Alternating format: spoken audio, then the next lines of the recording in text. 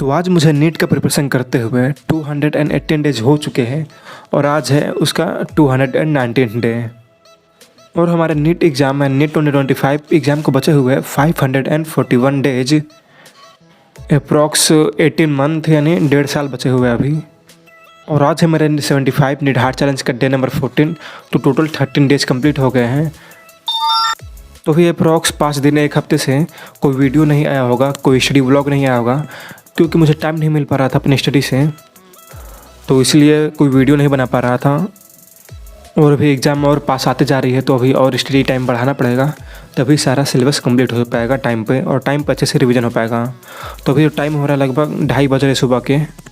तो सुबह के तो नहीं, लगभग दोपहर के 2:30 बज रहे हैं, पर मेरे लिए तो भी सुबह ही है, क्योंकि आप लोग जानते हैं कि मैं लेट नाइट स्टडी करता हूँ, तो इसलिए लेट से सुबह उठता हूँ। तो चलिए सबसे पहले अपना आज का टू डू लिस्ट बना लेते हैं। तो आज है 6 नवंबर 2023 और आज मुझे बॉटनी करना है, तो मैं लगभग पूरा अपना बॉटनी लेकर चल रहा हूँ, और दिवाली के पहले मुझे पूरा अपना बॉटनी कंप्लीट करना है।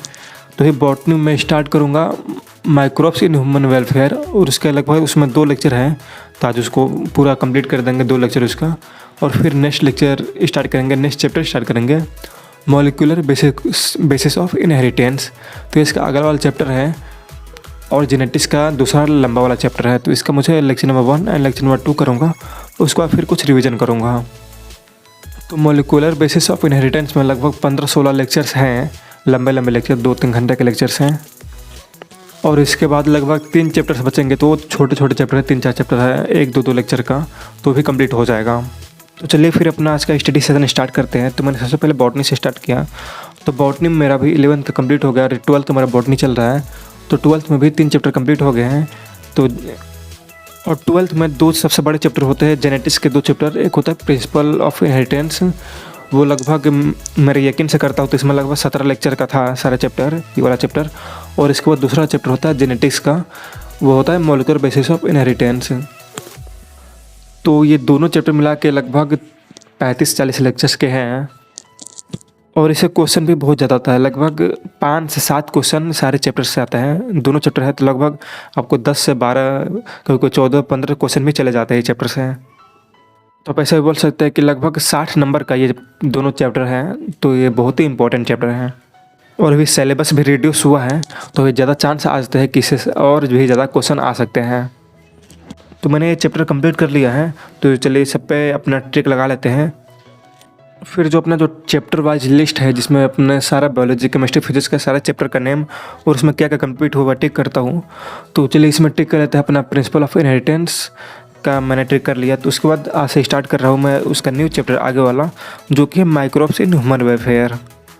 तो इस चैप्टर से सर ने बताया था लगभग 2 से 3 क्वेश्चन आते ही हैं। तो एक क्वेश्चन तो कंफर्म है, कभी कोई 2 हो जाता है, कभी कोई 3 भी हो जाते हैं क्वेश्चंस।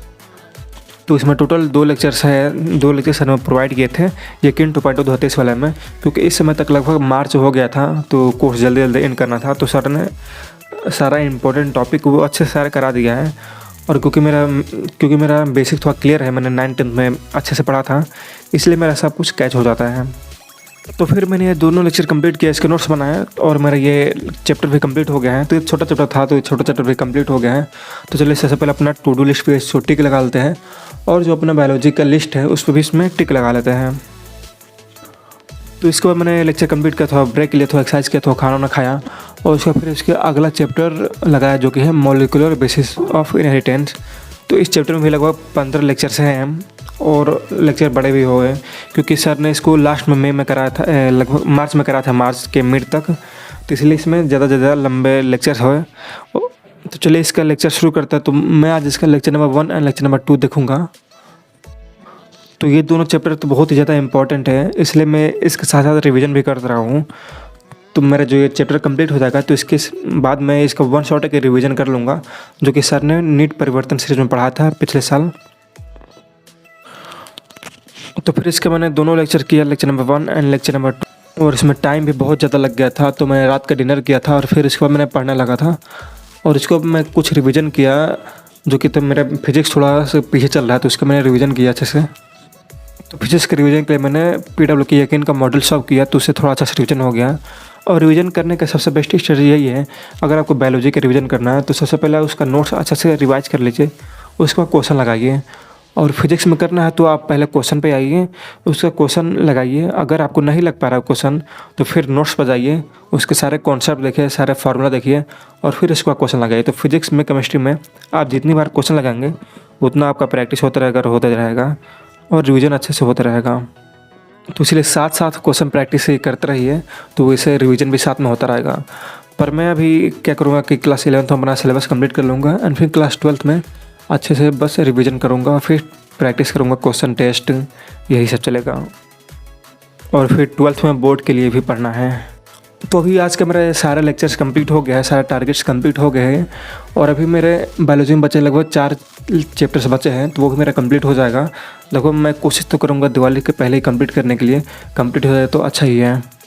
तो चलिए आज के लिए बस इतना ही, मिलते हैं एक न्यू स्टडी व्लॉग पर। अगर आपका कुछ भी सजेशन हो तो आप नीचे कमेंट करके ज़रूर बताइएगा और मेरा टेलीग्राम चैनल ज्वाइन कर लीजिएगा डेली अपडेट्स के लिए।